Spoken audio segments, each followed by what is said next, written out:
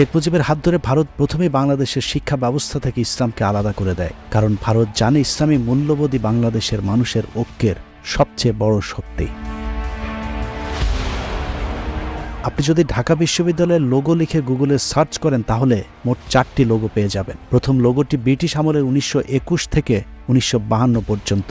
পাকিস্তান আমলে 1952 সালে লোগোটিতে কোরআনের ছবি এবং আরবিতে ইকরা বিসমি রব্বিকাল্লাযী খালাক, যার অর্থ হচ্ছে পড়ো তোমার প্রভুর নামে, যিনি তোমাকে সৃষ্টি করেছেন। এরপর শেখ মুজিব ক্ষমতা নিয়েই 1972 সালে লোগো থেকে কোরআনের ছবি মুছে দেয়। এছাড়া আরবিতে পড়ো তোমার সৃষ্টিকর্তার নামের সেই কোরআনের আয়াতটিও বদলে লেখেন শিক্ষাই আলো। তাতেও ভারতের পছন্দ হয়নি। 1 বছর না যেতেই আবারও লোগোতে পরিবর্তন এনে কট্টর হিন্দুত্ববাদী সংগঠন বিজেপি RSS এর লোগোটি ঢাকা বিশ্ববিদ্যালয়ের লোগোতে বসিয়ে দেওয়া হয়।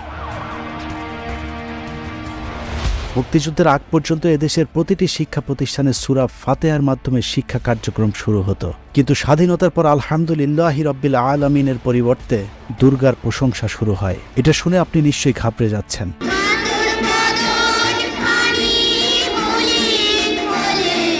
বাংলাদেশের শিক্ষা প্রতিষ্ঠানের অপরাজনীতির শুরু হয় শেখ মুজিবের হাত ধরে। 1972 থেকে 75 সাল ঢাকা বিশ্ববিদ্যালয় ছিল অপরাজনীতির কেন্দ্রবিন্দুতে। এখানে ব্রাশ ফায়ারের 7 খুন সহ প্রতিদিন ধাওয়া পাল্টা ধাওয়া, হত্যা, গোলাগুলি ছিল নিত্য নৈমিত্তিক ব্যাপার।